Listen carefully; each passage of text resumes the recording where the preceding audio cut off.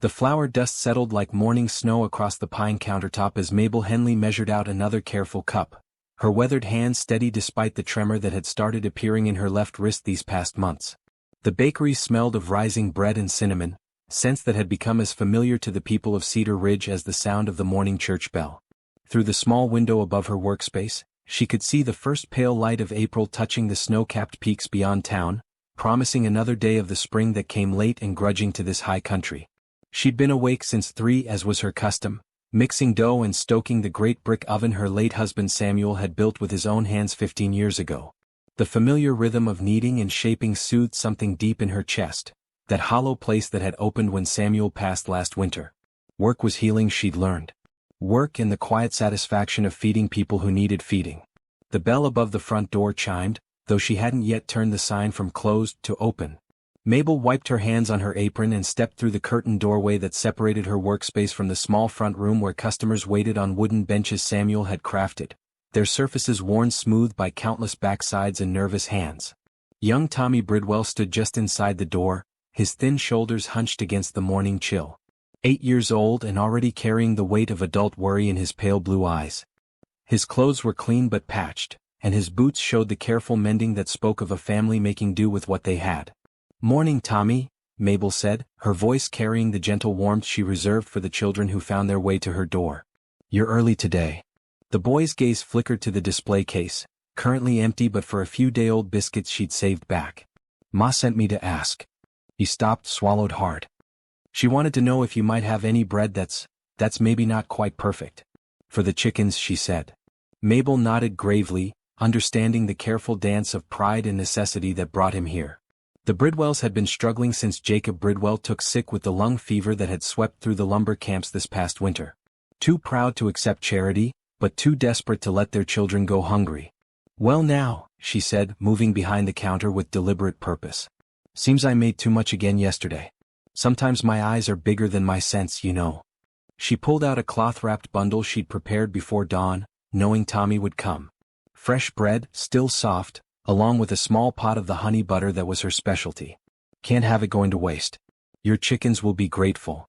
Tommy's eyes widened at the obvious goodness of what she offered, but he played his part in their gentle fiction. "How much would that be, ma'am?" "Oh, nothing for chicken feed," Mabel said, waving her hand dismissively. "Just tell your ma I appreciate her thinking of me when she needs to dispose of scraps." The boy clutched the bundle to his chest like treasure, which it was. "Yes, ma'am. Thank you kindly." As the door closed behind him, Mabel returned to her baking with renewed purpose. The Bridwells weren't the only family facing hard times in Cedar Ridge. The mining operation that employed half the town had cut wages twice over the winter, and the spring planting would be lean for most folks. But Mabel had Samuel's small inheritance, the bakery's steady if modest income, and no children of her own to feed. She could spare a loaf here, a dozen rolls there, wrapped in stories about overproduction and chicken feed. The morning progressed with its usual rhythm. Mrs. Pettigrew arrived precisely at 7 for her daily sweet roll, counting out coins with the careful attention of someone for whom every penny mattered. The old woman's hands shook as she placed each coin on the counter, arthritis making the simple task a painful ordeal. Mabel always made sure to have extra sugar on Mrs. Pettigrew's roll, and she always made sure to charge exactly what the woman could afford, no matter what the roll actually cost to make. "Beautiful morning, isn't it?" Mabel would say, wrapping the pastry in clean paper. "Spring's finally showing herself proper." Mrs. Pettigrew would nod, her faded blue eyes brightening at the simple kindness of conversation. "My roses are thinking about budding. Samuel always said I had the finest roses in the territory." He was right about that, Mabel agreed, remembering how her husband had made a point of complimenting the old woman's garden every time he passed her gate. "You've got a gift with growing things." After Mrs. Pettigrew left, Mabel prepared for the morning rush that wasn't much of a rush in a town the size of Cedar Ridge. Ben Morrison would arrive at 8 for his lunch pies, the ones he'd take to the men working on the new schoolhouse foundation. Mabel always made sure to pack extra, knowing that some of Ben's crew had families going short on meals. She'd learned not to mention the extras directly, just slip them into the basket and let Ben distribute them as he saw fit. The Morrison job was good news for the town, even if it paid less than the mining work that had dried up over the winter. Building something permanent, something that would serve the community's children for generations, gave people hope that Cedar Ridge had a future worth investing in. Mabel had donated the money for the schoolhouse steps, though she'd asked Ben not to mention her contribution. Some gifts were best given anonymously, she'd learned, especially when pride was involved. Around 8:30, as Mabel was pulling the second batch of the day's bread from the oven, she heard the distinctive clip-clop of multiple horses approaching at a purposeful pace. Through her window, she could see 3 riders making their way down the main street, their horses well-fed and their clothing marking them as men from outside the high country. The lead rider wore a fine wool coat despite the warming weather, and his saddle was decorated with silver that caught the morning light. Mabel wiped her hands on her apron and stepped to the window for a better look. The men dismounted in front of the post office, and she could see Mayor Carpenter and several other business owners emerging from their establishments, drawn by the same curiosity that had her peering through her glass. The lead rider was a tall, thin man with the pale complexion of someone who spent his time indoors, hunched over ledgers and legal documents. His companions were cut from different cloth entirely, broad-shouldered men with the hard eyes and careful movements of those accustomed to enforcing other people's will through the threat of violence. They stayed mounted while their employer conducted his business, their hands resting casually near the guns at their hips. Mabel couldn't hear the conversation from her bakery, but she could read the body language well enough. Mayor Carpenter's shoulders grew tenser with each word the stranger spoke, and the other business owners began clustering together in the way people did when facing a common threat. Whatever news the well-dressed man had brought, it wasn't good news for Cedar Ridge. After 20 minutes of animated discussion, the riders remounted and headed toward the small hotel where traveling officials typically stayed. Mabel watched them go, noting how the lead rider's gaze swept across every business establishment as if he were cataloging inventory. Something cold settled in her stomach, the same feeling she'd had the winter Samuel took sick, when she'd known in her bones that change was coming whether she wanted it or not. She was still standing at the window when Mayor Carpenter appeared at her door, his usually ruddy face pale with worry. John Carpenter was a good man who'd been elected mayor more for his honest dealing than any political ambition. He ran the general store with the same straightforward approach he brought to town business, and Mabel had never seen him look as shaken as he did now. "Mabel," he said without preamble, "we need to talk. All of us business owners. That man who just rode in, he's got papers from the territorial government. Official papers." "What kind of papers?" John pulled off his hat and ran his fingers through his graying hair, a gesture Mabel recognized as his way of buying time when he had to deliver bad news. "Tax reassessment papers. Says every commercial property in Cedar Ridge has been undervalued for years, and we owe back taxes on the true assessment." Mabel felt her knees weaken. She'd been through enough territorial politics to know how this game was played. "How much back taxes? For you?" "Near $300 going back 5 years. Says if we can't pay in full within 30 days, the territorial government has the authority to seize properties for public auction." $300 might as well have been $3,000 for most of the people in Cedar Ridge. Mabel had that much, barely, if she emptied Samuel's savings and sold everything of value she owned. But she also knew this was just the beginning. Men like the stranger didn't stop with one inflated bill. They'd be back next year and the year after until they'd bled every business in town dry. What does he really want? Mabel asked because men like that always wanted something more than money. John's expression grew grimmer. "Says he represents investors interested in developing Cedar Ridge's potential. Mining interests mostly. Seems they think our little town is sitting on valuable mineral deposits, and they need the commercial properties for their operations." There it was. Mabel had seen this pattern before in other mountain towns. Outside investors would arrive with official papers and legal authority, making it impossible for local people to keep their businesses. Then they'd buy up the properties for a fraction of their worth and transform thriving communities into company towns where every dollar earned went back to distant owners. "What are we going to do?" Mabel asked. "Meeting tonight at the church," John said. "Every business owner, every family head. We need to figure out if there's a way to fight this, or if we're all going to lose everything we've worked for." After John left, Mabel stood in her quiet bakery, thinking about the $300 that would strip away everything Samuel had built, everything that allowed her to practice the quiet generosity that had become her way of honoring his memory. She thought about Tommy Bridwell, who would have no place to come for chicken feed if the bakery was seized. About Mrs. Pettigrew, who would have no one to make her daily sweet roll with extra sugar. About Ben Morrison's crew, who depended on her extra pies to stretch their lean wages into adequate meals. The bell chimed again, and Mabel looked up to see Stella Bridwell in the doorway, her youngest daughter Mary clinging to her skirts. Stella was a small, neat woman who held herself with the dignity of someone determined not to let hardship break her spirit. Her dress was carefully mended, her hair pinned up with precision, but Mabel could see the worry lines that had deepened around her eyes over the winter months. "Mrs. Henley," Stella began, her voice carefully controlled, "I wanted to thank you for your kindness to Tommy this morning. And to tell you." She stopped, glanced down at Mary, started again. "To tell you that Jacob heard about what happened with the tax man. He wanted me to come speak with you." Mabel came around the counter, noting how thin Stella had grown over the winter, how her dress hung loose despite her careful alterations. "What did Jacob want you to tell me?" "He says men like that count on people being too scared or too ashamed to stand together. Says they use our pride against us, make us think we're all facing our troubles alone." Stella's voice grew stronger as she spoke, as if her husband's words were giving her courage.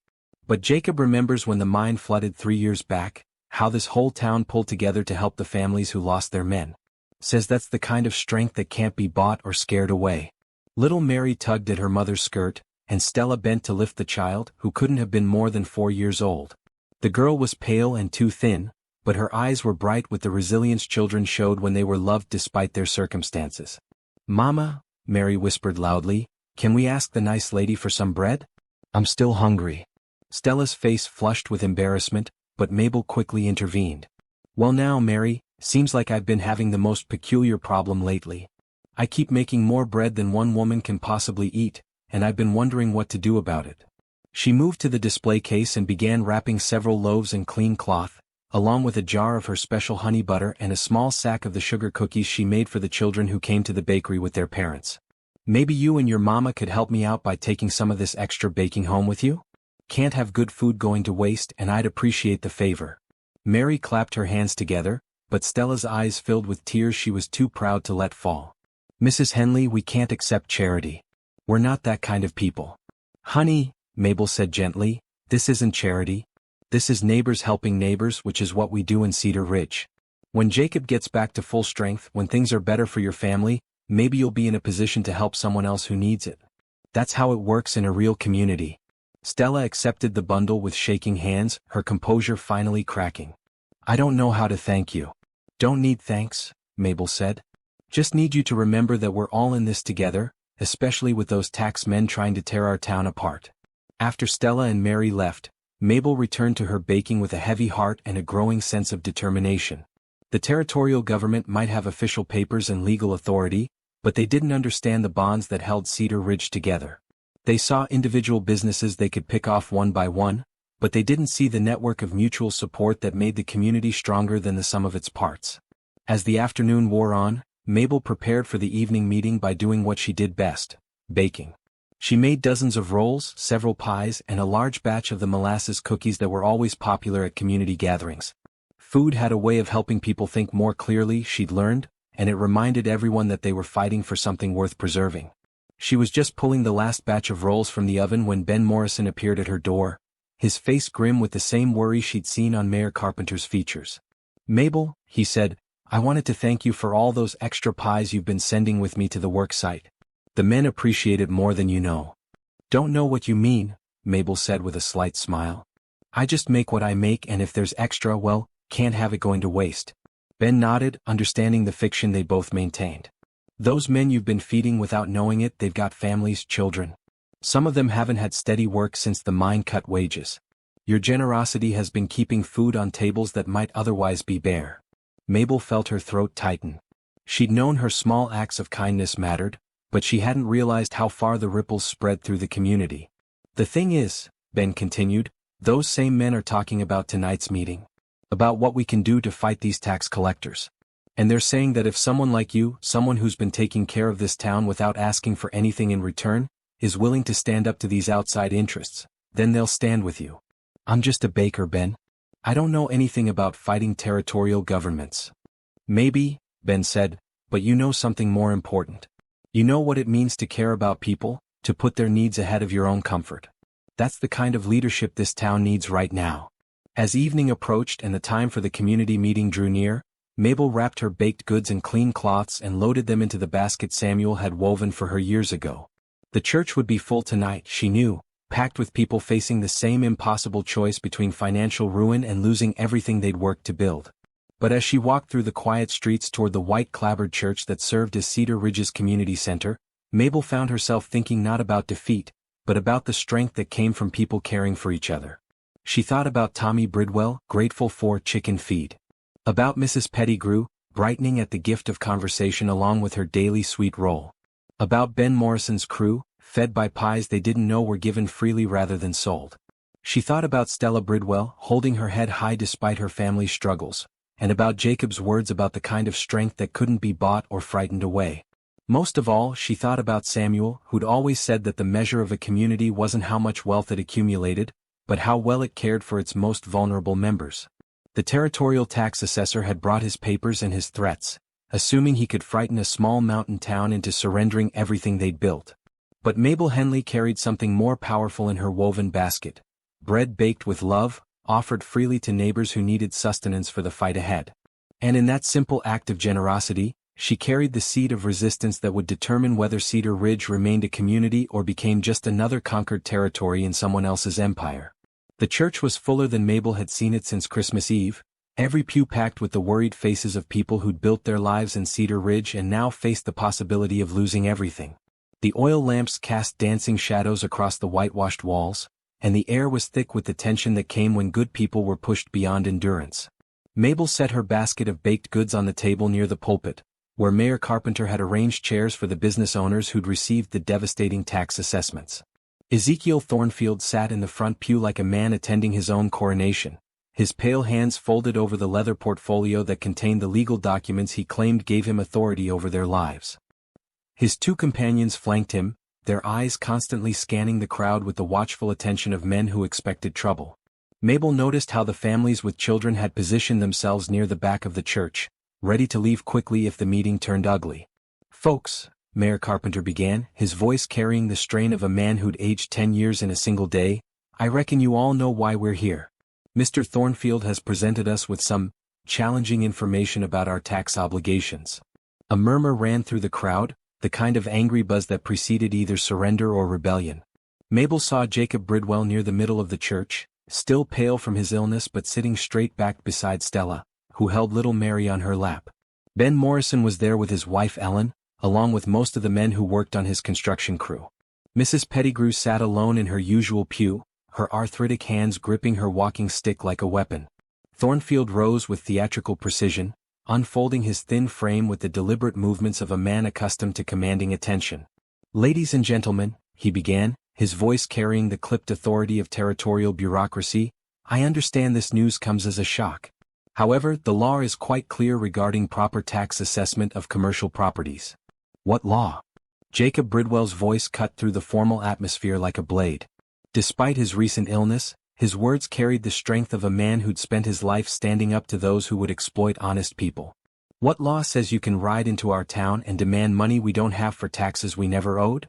Thornfield's smile was as cold as February wind. "The Territorial Revenue Act of 1885, Mr. Bridwell. Quite comprehensive legislation regarding the proper valuation of commercial enterprises for taxation purposes. I have copies available for your review, though I doubt you'll find the legal language particularly accessible."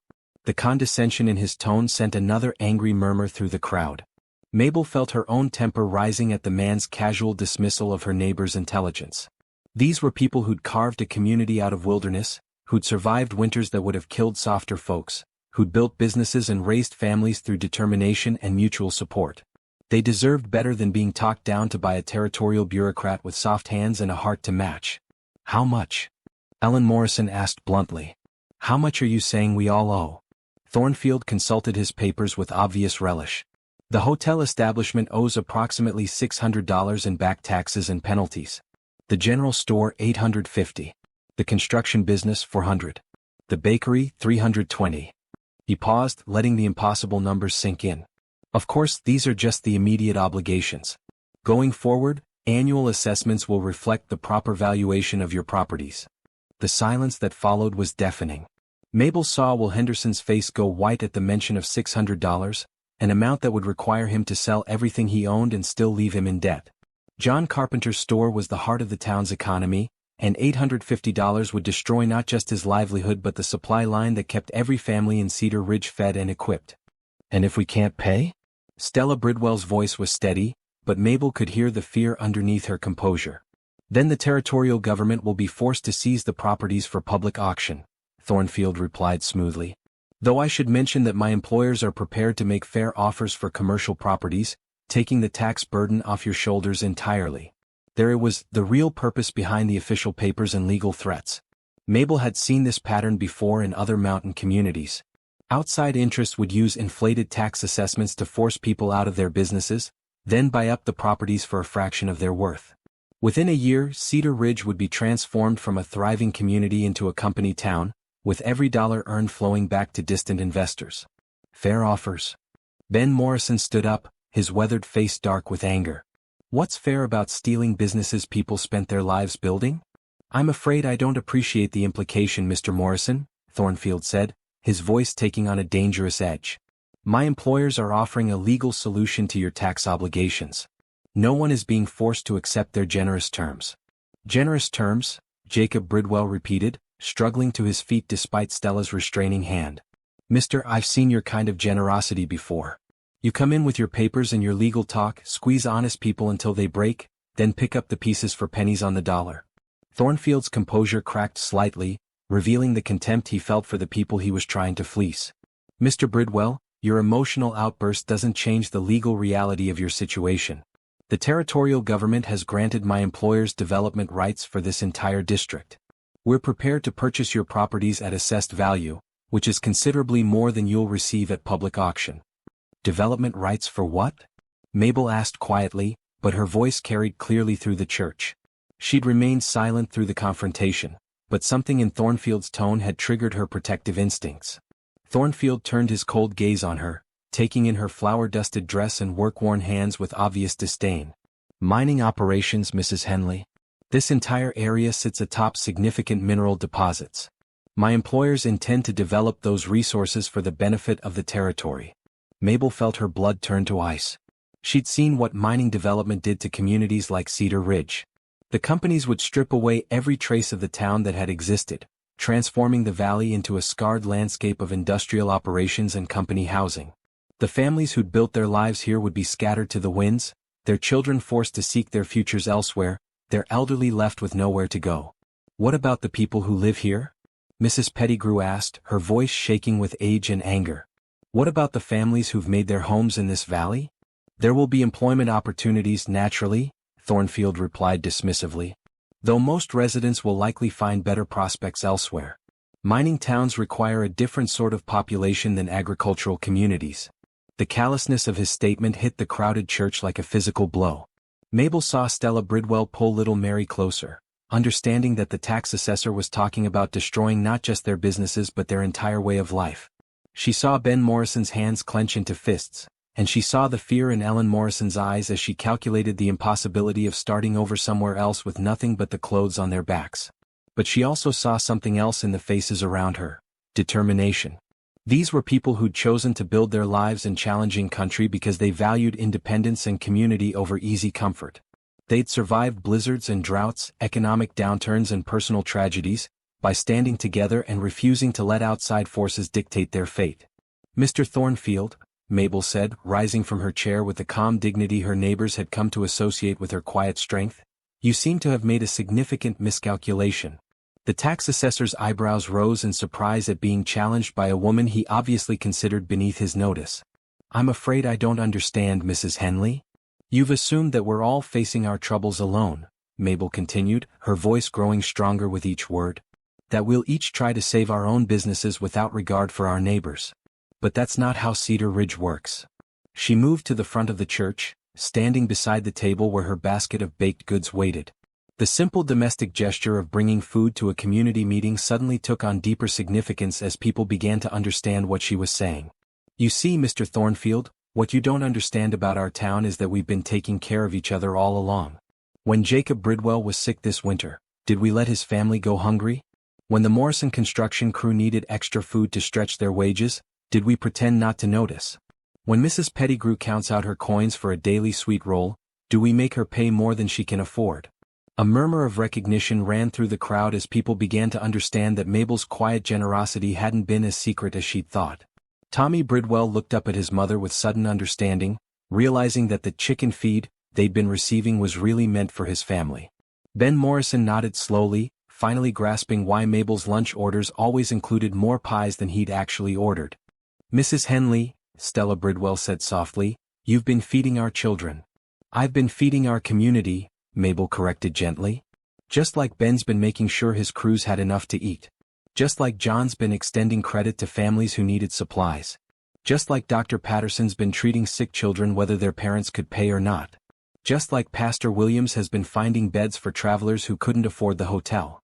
As she spoke, Mabel saw heads turning throughout the church as people recognized their own small acts of generosity and mutual support. The network of quiet kindnesses that had sustained Cedar Ridge through difficult times was finally being acknowledged, and with that acknowledgement came the understanding that they were stronger together than any outside force trying to tear them apart. "That's very touching," Thornfield said with obvious impatience. "But community sentiment doesn't override territorial law.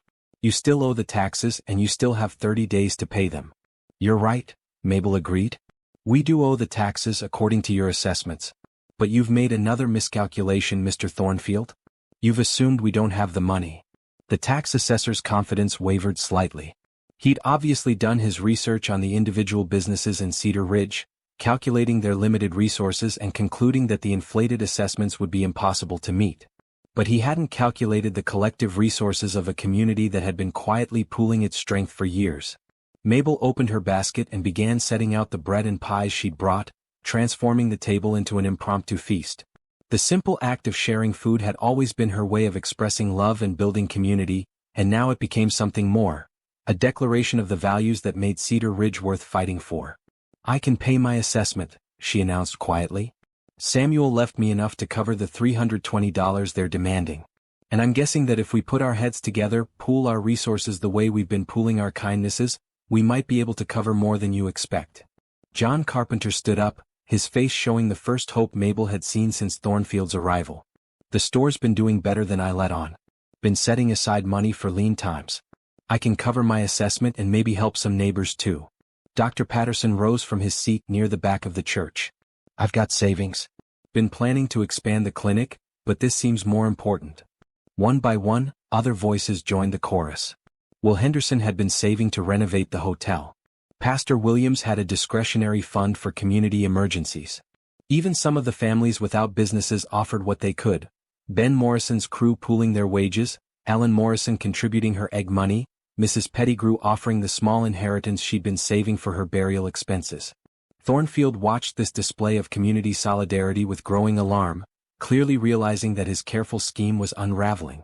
The territorial tax assessments had been designed to be impossible for individual businesses to meet, but he hadn't counted on an entire community standing together against his exploitation. "This is highly irregular," he protested. "Tax obligations are individual responsibilities, not community debts." "Maybe in your experience," Mabel said calmly, "but in Cedar Ridge we don't let our neighbors face their troubles alone. Never have, never will." The meeting continued past midnight as the community worked out the practical details of their collective response to Thornfield's threats. They would pay the inflated assessments, but they would also send a detailed complaint to the territorial governor about the suspicious nature of the tax reassessments. Dr. Patterson, who'd served in the territorial legislature before moving to Cedar Ridge, would draft a legal challenge questioning the validity of Thornfield's authority. Most importantly, they would make it clear to whatever mining interests stood behind the tax scheme that Cedar Ridge wasn't going to be intimidated into surrendering its future. The community was prepared to fight in court, in the territorial legislature, and in the court of public opinion to preserve their way of life. As the meeting finally broke up and families began making their way home through the dark streets, Mabel found herself surrounded by neighbors offering thanks for her years of quiet generosity. But she deflected their gratitude, pointing out that everyone in the room had been practicing the same kind of mutual support that made their community strong. "We all take care of each other," she said simply. "That's what makes us more than just a collection of businesses and houses. That's what makes us a home worth fighting for." Stella Bridwell approached with Tommy and Mary in tow, her eyes bright with tears of gratitude and determination. "Mrs. Henley, I need you to know something. When times were darkest this winter, when Jacob was sick and we didn't know how we'd feed the children, your kindness gave us hope. Not just the bread, though heaven knows we needed that. But the way you treated us with dignity, like we were neighbors worth caring about instead of charity cases. That kept us believing that better times would come. And now they have," Mabel said, gathering the little family into a warm embrace. "We're going to beat these tax collectors, Stella. We're going to keep our town, our community, our home. Because that's what people do when they stand together." As Mabel walked home through the quiet streets, carrying her empty basket and thinking about the evening's revelations, she felt a deep sense of satisfaction mixed with anticipation for the battle ahead. Thornfield and his mining company employers had made a fundamental error in their calculations. They'd seen Cedar Ridge as a target for exploitation, but they'd failed to understand that it was really a fortress built from the daily acts of love and mutual support that connected every family in the valley. The territorial tax assessor would return to his employers with news that their scheme had failed, that a small mountain community had resources they hadn't anticipated. But more than that, he would carry word that some places couldn't be bought or intimidated because their strength came from something more valuable than money: the unshakable bonds between people who'd chosen to build their lives together and would fight together to keep what they'd built. In her small apartment above the bakery, Mabel sat by her window looking out at the mountains that surrounded Cedar Ridge like protective walls. Somewhere out there, powerful men were probably meeting in expensive rooms, plotting new strategies for seizing her community's future. But here in the valley, surrounded by neighbors who'd stand with her against any threat, Mabel felt nothing but confidence in the strength they'd discovered together. Tomorrow she would rise before dawn as always and begin the day's baking. But now her bread would carry a different meaning, transformed from quiet charity into a symbol of community resistance, proof that some things were too precious to be bought or stolen by those who valued profit over people.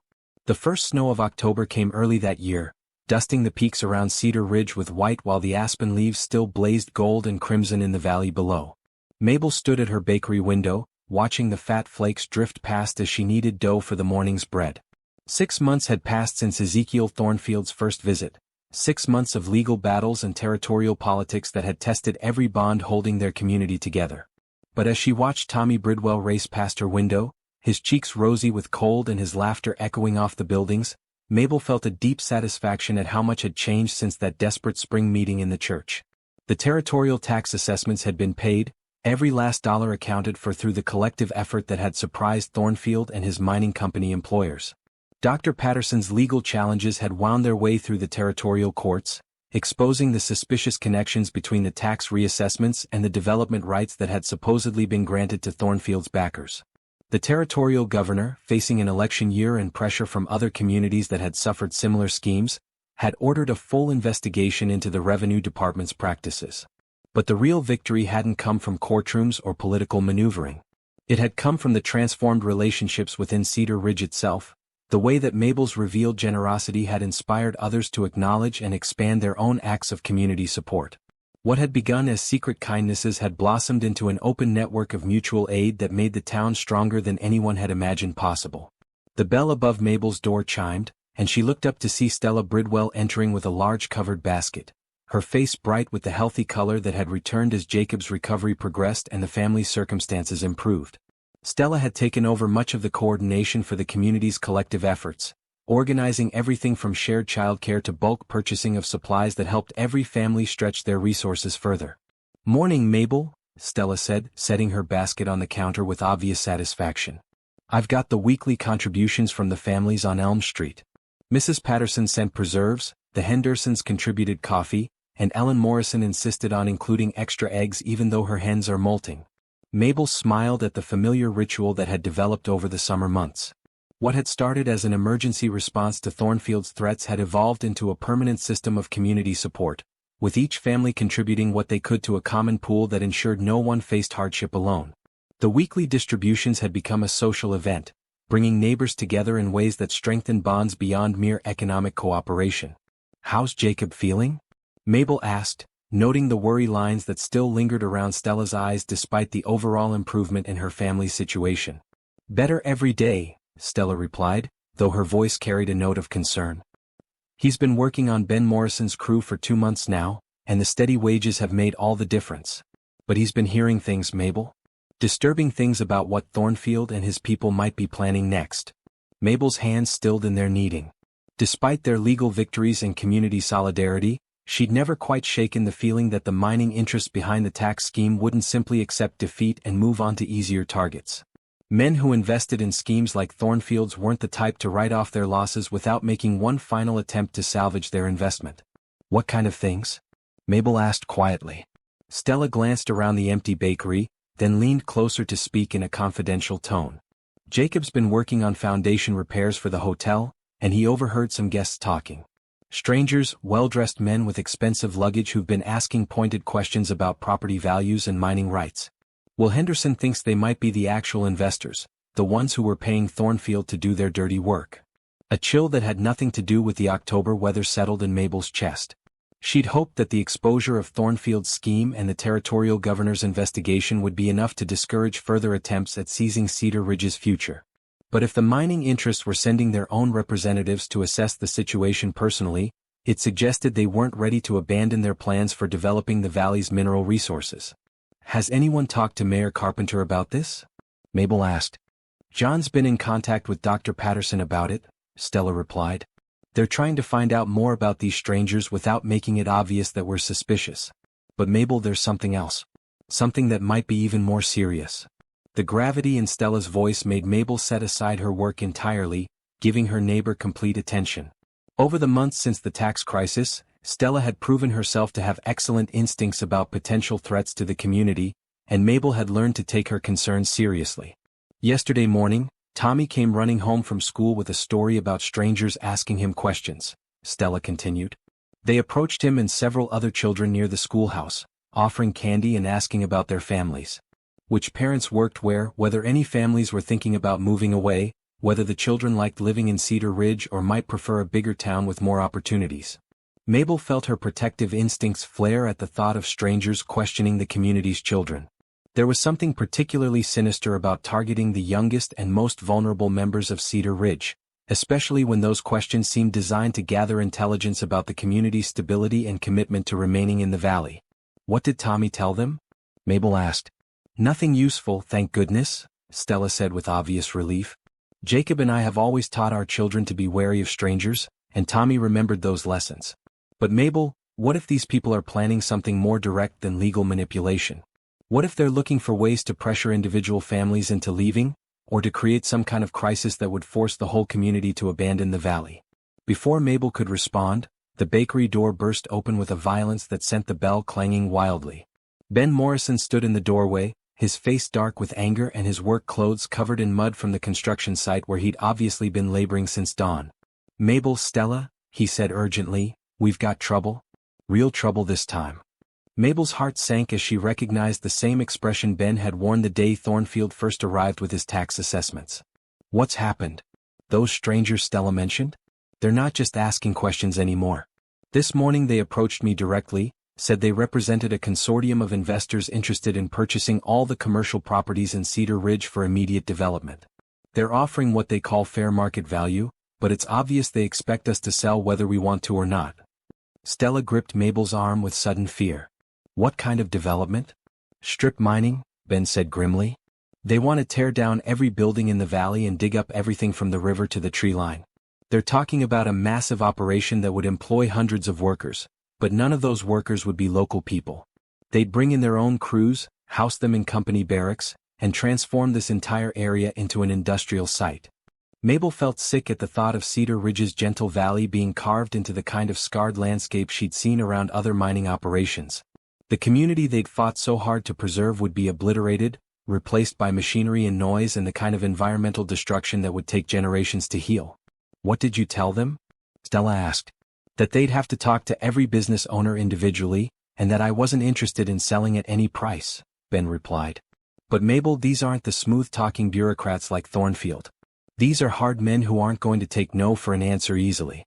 They made it clear that they have ways of convincing reluctant sellers to reconsider their positions. The threat in Ben's words hung heavy in the bakery's warm air. Mabel had heard similar stories from other communities that had stood in the way of mining development, tales of mysterious fires and accidents that befell businesses whose owners refused to sell, of families who suddenly found themselves facing legal troubles or financial pressures that made staying in their homes impossible. "We need to call another community meeting," Mabel said decisively. "Tonight. Everyone needs to know what we're facing, and we need to decide together how to respond." Stella nodded grimly. "I'll spread the word. But Mabel, I'm scared. These people have more resources than Thornfield did, and they're clearly willing to use methods that go beyond legal manipulation." "Then we'll have to be smarter and stronger than we were before," Mabel replied, drawing on the same quiet determination that had sustained her through Samuel's death and the challenges that followed. "We beat Thornfield by standing together, and we'll beat these mining interests the same way." As Ben left to continue spreading the alarm and Stella departed to organize the evening's emergency meeting, Mabel returned to her bread making with grim purpose.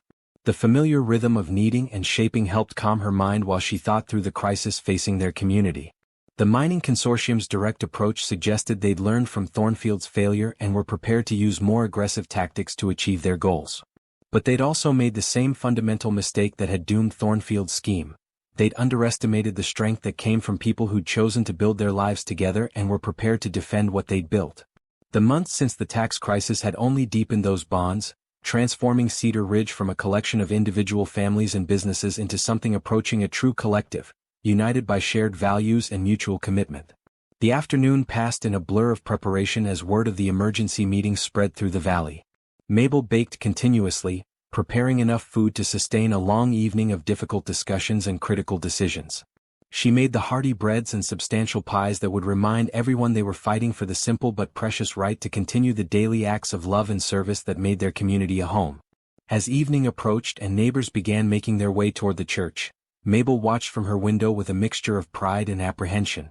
These were people who'd proven their courage and commitment over the past 6 months, but they were also facing an enemy with resources and ruthlessness that went far beyond anything Thornfield had brought to bear against them.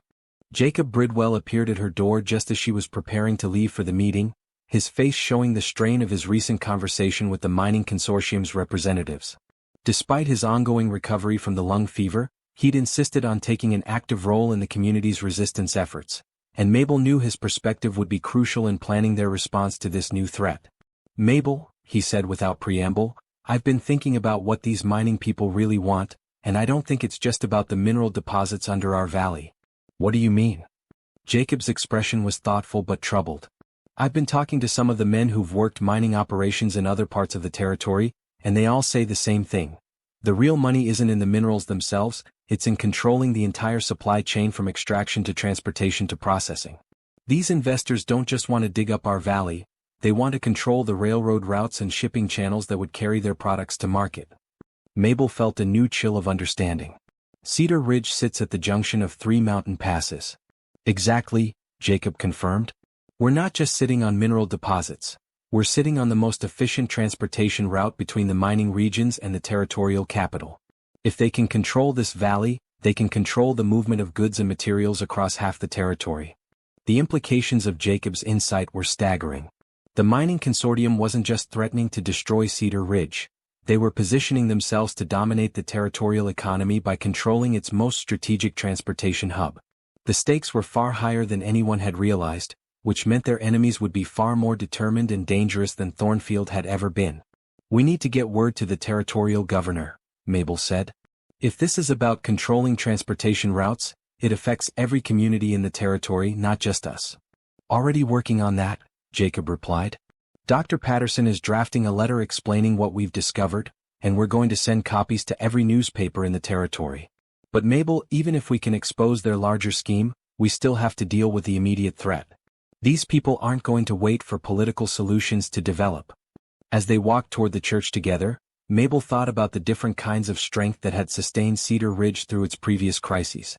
They'd survived the tax assessment through financial cooperation and legal challenges. They'd built their community resilience through the open acknowledgement and expansion of their mutual support networks.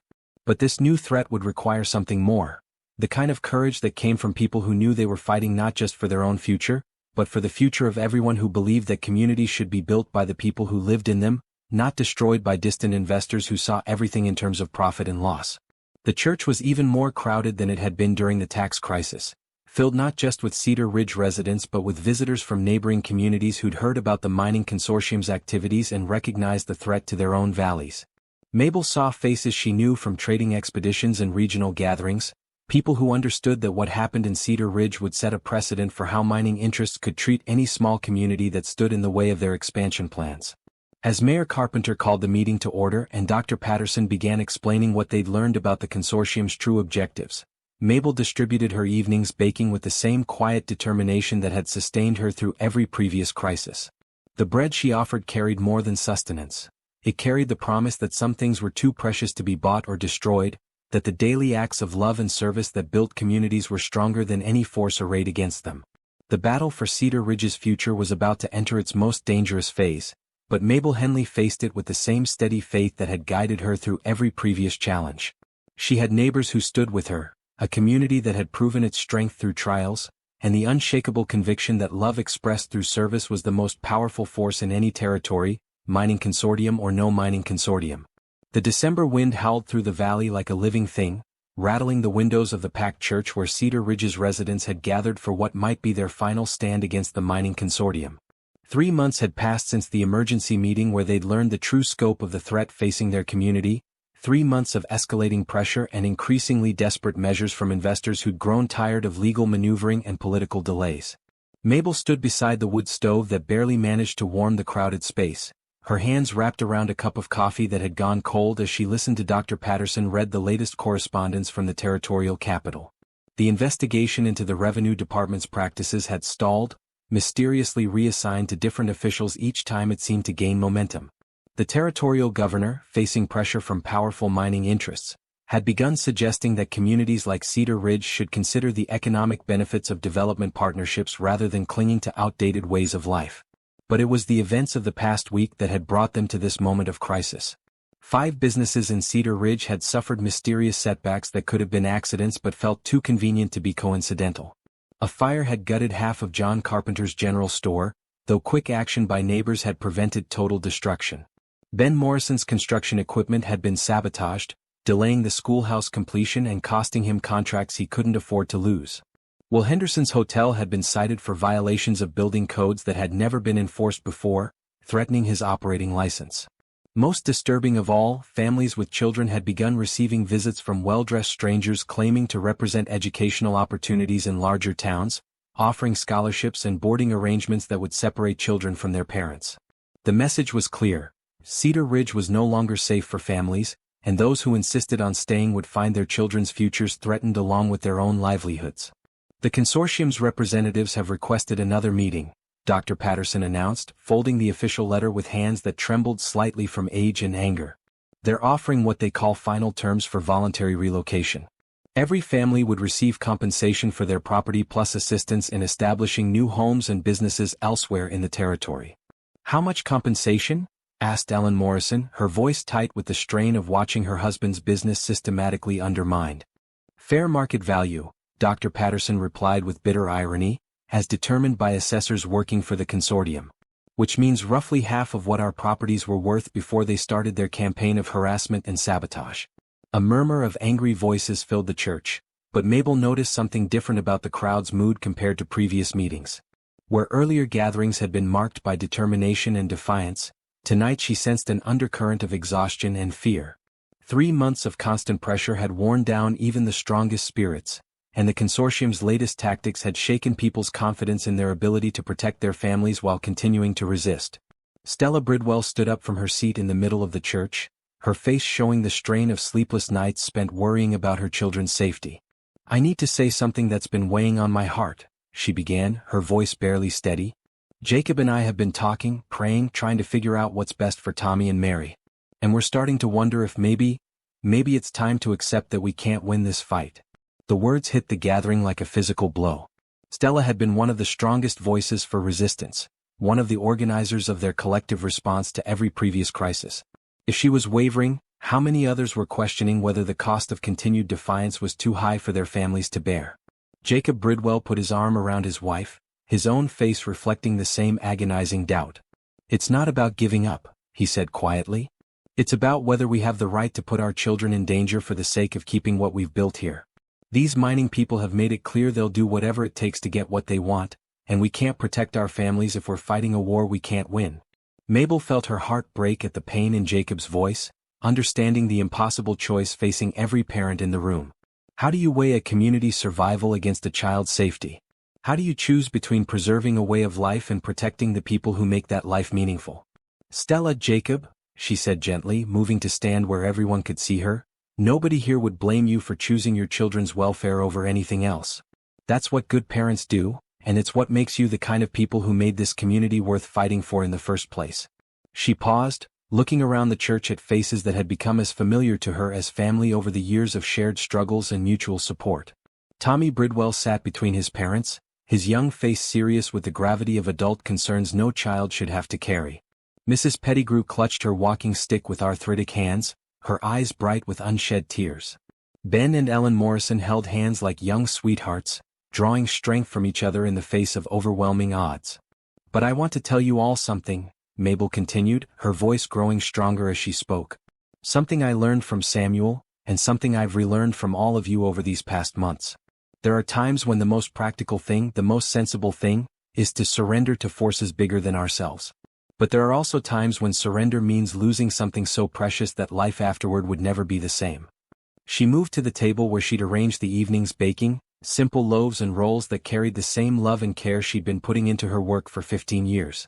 "When I started giving away chicken feed to families who needed it, I thought I was just helping people get by during hard times. I thought I was practicing the kind of quiet charity that Samuel always said was the Christian way of loving your neighbors." Mabel picked up one of the loaves, holding it gently in her work-worn hands. "But what I learned, what all of us learned together, is that those small acts of generosity weren't just charity.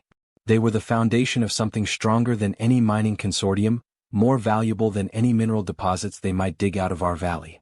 They were the daily practice of building a community where people take care of each other, where children grow up knowing they're valued and protected, where neighbors stand together against anyone who would threaten what they've built together." She set the bread back on the table and looked directly at Stella and Jacob, her eyes bright with tears and determination. "The consortium wants us to believe that what we have here is just property that can be bought and sold, just a collection of businesses and houses that can be replaced somewhere else. But what we really have is something that can't be rebuilt just by moving to a new location and hanging out the same shingles. What we have," she continued, her voice rising to carry across the packed church, "is the knowledge that we can survive anything if we stand together. We have the experience of pooling our resources to pay impossible taxes, of organizing ourselves to provide for every family's needs, of proving that ordinary people can defeat powerful interests when they refuse to be divided and conquered." Mabel walked to the front of the church, standing beneath the simple wooden cross that had watched over Cedar Ridge's celebrations and sorrows for more than a decade. "The mining consortium is counting on us to make the practical choice, the sensible choice, the choice that puts individual safety ahead of collective courage. And maybe that is the wise choice. Maybe we should take their money and scatter to other towns, other territories, other lives." She paused, letting the weight of that possibility settle over the gathering before continuing. "But if we do that, what are we teaching our children?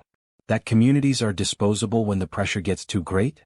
That the bonds between neighbors don't matter when someone with more money and power decides they want what we have? That the daily acts of love and service that make life meaningful should be abandoned the moment they become inconvenient for people who see everything in terms of profit and loss?" Young Tommy Bridwell stood up suddenly, his child's voice cutting through the adult tension with startling clarity. "Mrs. Henley, what if we all promise to take care of each other no matter what? What if we make the kind of promise that means nobody has to face the scary people alone?" The simplicity and courage of the boy's question transformed the atmosphere in the church. Here was a child who'd grown up knowing that his neighbors would feed him when his family was hungry, that his community would stand together against any threat, offering the kind of solution that came from innocence uncompromised by adult fears and calculations. Stella Bridwell looked at her son with wonder and pride, understanding that his question had cut straight to the heart of their dilemma. "Tommy's right," she said, her voice stronger now. "We've been thinking about this as if we had to choose between staying together and keeping our families safe. But what if the safest place for our families is right here, surrounded by people who've proven they'll sacrifice anything to protect each other? The shift in the room's energy was palpable as people began to understand what Tommy's question implied. They'd been allowing the consortium to define the terms of their choice, accepting the assumption that resistance meant isolated families facing overwhelming odds. But Cedar Ridge had never been about isolated families. It had always been about collective strength, about the power that came from people who'd chosen to build their lives together and were prepared to defend what they'd built. Dr. Patterson stood up with the authority of his years in education, his face showing the same determination that had sustained him through medical school and territorial politics. I've been corresponding with communities throughout the territory that have faced similar pressures from mining interests. Most of them chose the practical option, accepted the compensation, and dispersed to other locations. Do you know what happened to those families? He paused, letting the question hang in the air before continuing. They survived, of course. They found new homes, new jobs, new places to practice their trades. But they never found new communities. Because you can't rebuild the bonds that hold people together just by moving to a new location and hoping lightning will strike twice. The children who grew up in those scattered families learned that home was something temporary, something that could be taken away by anyone with enough money and determination. The truth of his words resonated through the church as people considered the long-term consequences of surrender. Accepting the consortium's offer wouldn't just mean losing their current homes. It would mean teaching their children that the things they valued most deeply could always be bought and sold by those with greater resources. Mayor Carpenter rose from his chair at the front of the church, his face showing the resolve that had made him a leader worth following through every previous crisis. Friends, neighbors, I think we all know what choice we're really facing here. Not between safety and danger, but between the kind of people we want to be and the kind of world we want to leave our children. He gestured toward Mabel, acknowledging her role in crystallizing the moment's moral clarity. Mabel's been showing us the way forward for years, one loaf of bread at a time. She's been proving that the most powerful force in any territory isn't money or legal authority or even physical intimidation. It's people who care enough about each other to sacrifice their own comfort for their neighbor's welfare. John moved to stand beside Mabel, his gesture symbolic of the unity that had sustained Cedar Ridge through every challenge. The consortium wants us to believe we're just a small community that can't stand against their resources and influence. But they're wrong about what we are, and they're wrong about what we're capable of when we stand together. One by one, other voices joined the chorus of renewed determination. Ben Morrison pledged his construction crew's skills to rebuilding and fortifying everything the consortium had damaged. Will Henderson offered his hotel as a meeting place and communication center for coordinating their resistance. Mrs. Pettigrew, her voice shaking but clear, promised to use her small savings to help any family that needed support during the fight ahead. But it was Stella Bridwell who provided the moment's most powerful statement, standing with her arms around both her children as she spoke. Tommy asked what would happen if we all promised to take care of each other no matter what. I think that's exactly the promise we need to make right here, right now. Not just to resist the mining consortium, but to build the kind of community that's strong enough to protect every family, every child, every neighbor who chooses to stand with us. The formal ceremony that followed was simple but profound, as every person in the church stood to pledge their commitment to the collective defense of Cedar Ridge and its way of life. They would pool their resources again as they had during the tax crisis, but this time for active resistance rather than legal compliance. They would organize watches to protect each other's property and families from further sabotage and intimidation. Most importantly, they would send word throughout the territory that Cedar Ridge had chosen to fight, offering both warning and inspiration to other communities facing similar threats. As the meeting broke up and families made their way home through the snow-covered streets, Mabel felt the same deep satisfaction she'd experienced during the first tax crisis, but magnified by the knowledge that their community had faced its greatest test and emerged stronger than ever. The consortium's campaign of pressure and intimidation had backfired, uniting Cedar Ridge's residents in ways that prosperity and peace had never achieved. In her small apartment above the bakery, Mabel sat by her window looking out at the lights in her neighbors' homes, each one representing a family that had chosen courage over comfort, community over individual safety. Tomorrow would bring new challenges as the consortium escalated their efforts to seize the valley, but tonight Cedar Ridge was united by bonds stronger than any force arrayed against them. The bread she would bake in the morning would carry a different meaning than ever before, transformed from secret charity to open symbol of a community's refusal to surrender what they'd built together. And in that transformation, Mabel saw the same miracle that had sustained her through Samuel's death and every challenge since. The understanding that love expressed through daily service was indeed the most powerful force in any territory, strong enough to protect everything worth protecting when people chose to stand together rather than face their troubles alone.